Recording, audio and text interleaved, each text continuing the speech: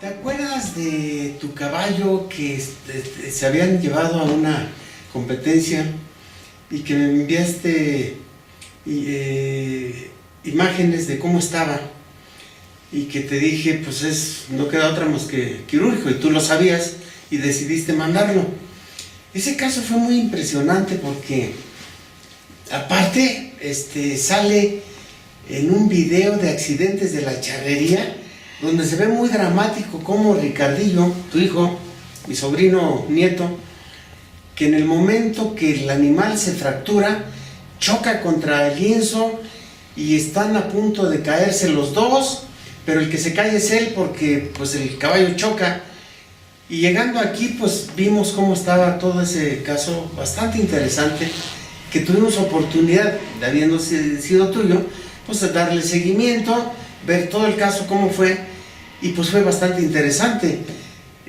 ¿Podrías recordar cómo fue ese accidente que tú lo viviste de lleno, de manera directa? Que fue un caso, pues, como profesional muy interesante, como dueño del caballo, a lo mejor muy triste, y me recuerdo mucho porque Ricardo había sido campeón nacional infantil.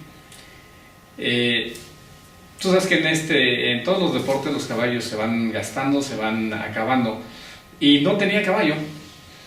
Ese caballo era un caballo que yo había adquirido no tenía mucho tiempo, y en ese tiempo mi papá me pidió que yo le prestara el caballo.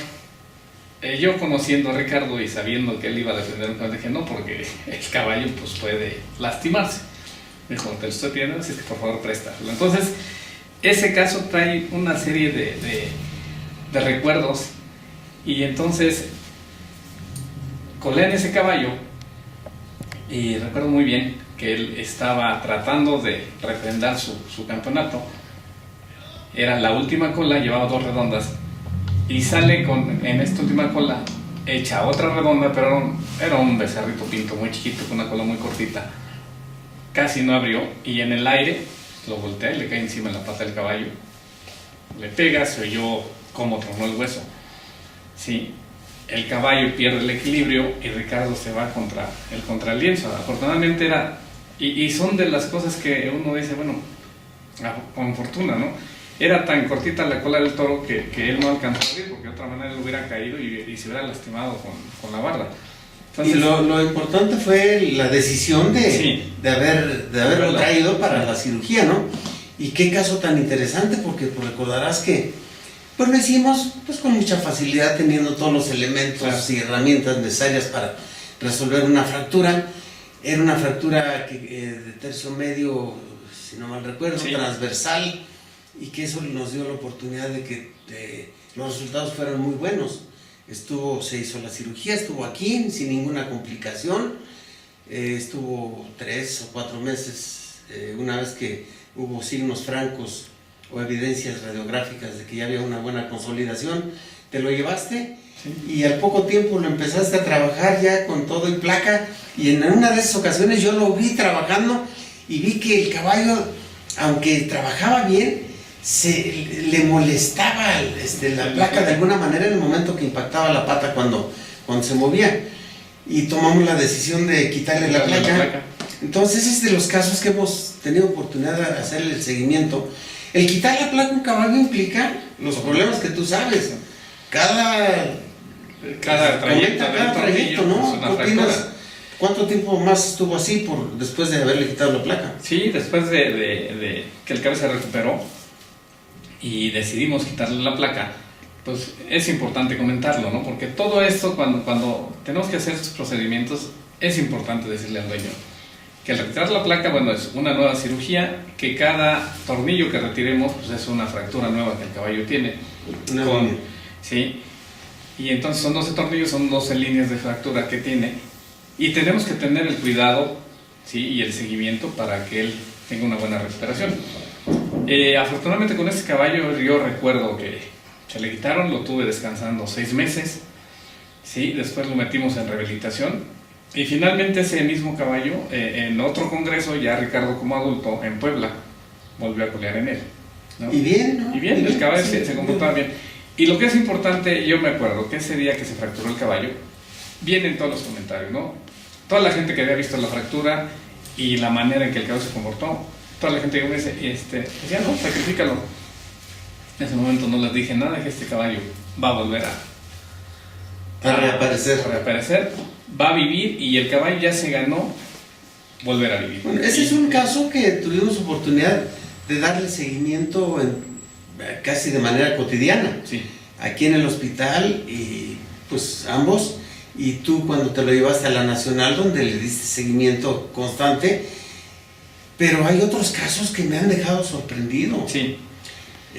Por ejemplo, casos así, las fracturas de radio son casi prohibidas porque por las causas y por la forma en que los caballos son lastimados por patadas de yeguas, que esto ocurre generalmente en el momento que le quieren dar monta a las mismas.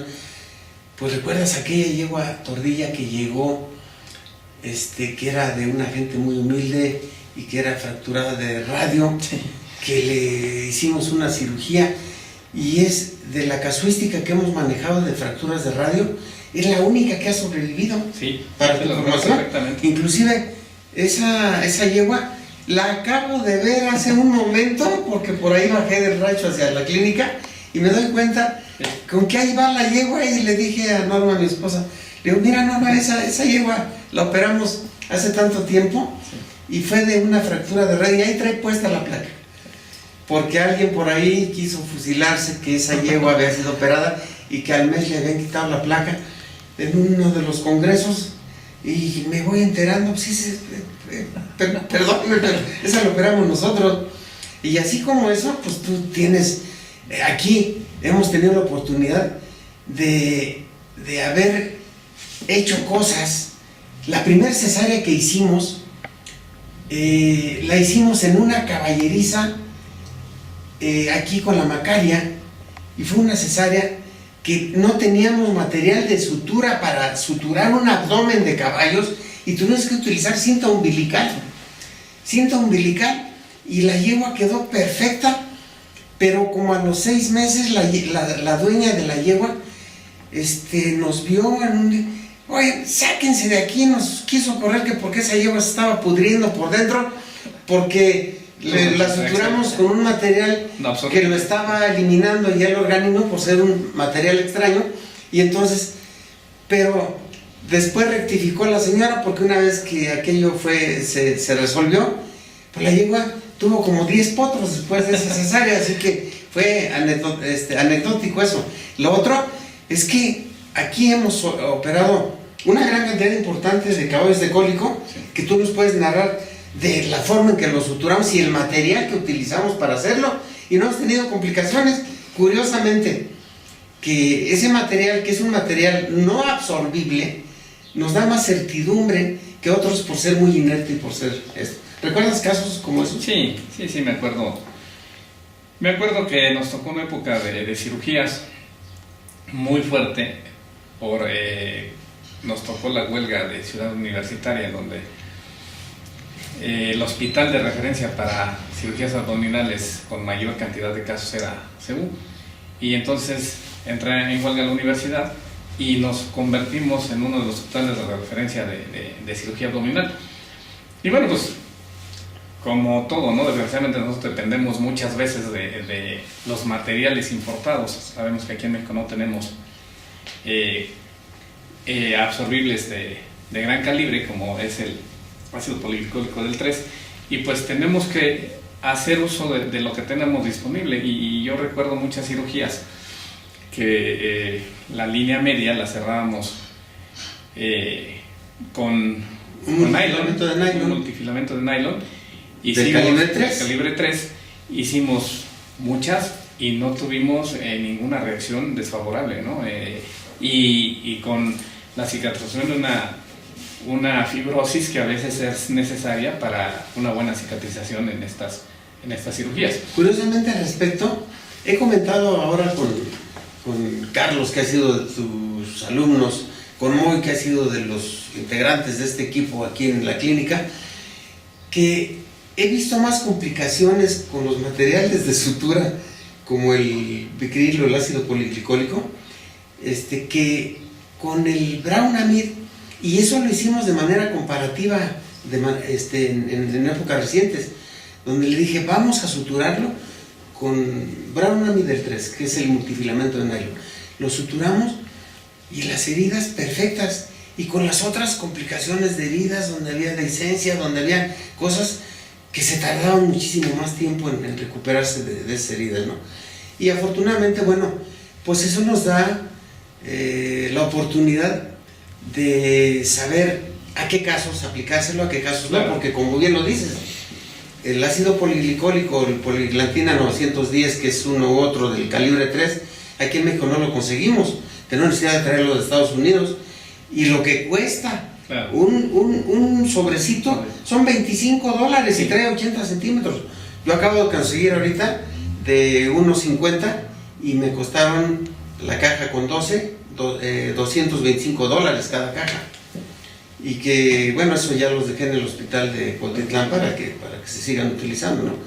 Y ha habido casos sumamente interesantes, recordarás, no sé si puedes contarnos acerca de aquellos fracturados de mandíbula, fracturados de algunos otros huesos que fueron más complicados, todas las cirugías que hemos hecho de garganta, que han sido una cantidad bastante interesante, y casos diversos.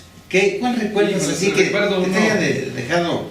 Yo me acuerdo mucho de un caso de un caballo de don Juan Monroy, no sé si te acuerdas, de un caballo colorado, que cuando empezaban los transportes a ser especializados en caballos, yo me acuerdo que los primeros transportes eran unos Torton, en donde se subían los caballos, atravesados uno para una cabeza para un lado y otro para otro lado.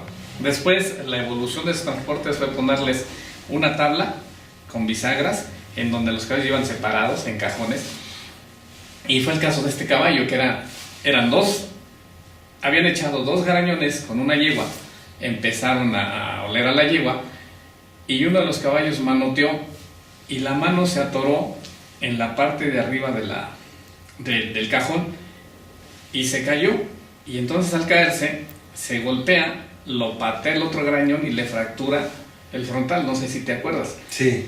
Sí, que llegó aquí grave, porque viene con la cara todo deforme, y se hizo una muy buena cirugía, la recuerdo perfectamente, se enderezó, se le dio forma al hueso, con los botadores que tienes, ¿te acuerdas de esos botadores planos? Sí. Y se le hizo un cerclaje, ¿sí? Y después se le hizo lavados en el seno, pues porque obviamente hubo ahí astillas y hubo sinusitis después de esa fractura, ¿sí? Pero que al mismo tiempo, si tú recuerdas, fue un caballo que en todo ese proceso se enterró una astilla en el menudillo y terminó con artritis séptica. Sí. Que son de las cosas interesantes, ¿no? Que a veces nos enfocamos mucho en el problema principal y también hay consecuencias, ¿sí? Que a veces no nos llaman tanto la atención, pero yo recuerdo que en ese caballo veíamos algo raro y terminamos también haciéndole un lavado articular. ¿Recuerdas casos, ahorita hablando de articulaciones, es que nos llegaban totalmente expuestos los menudillos, por ejemplo, porque se había caído y entonces la articulación metacarpofalángica totalmente suelta y con una venda ahí supuestamente para inmovilizarlo, y en cuanto le quitábamos aquello, pero viendo la extremidad totalmente en 90 grados, pues sabíamos que estaba o una fracturota o algo diferente, ¿no? Sí, claro. Y recuerdas que, por cierto, con los de artrodesis hemos tenido experiencias muchas agradables, pero las artrodesis son dolorosas en muchos casos, y a veces los caballos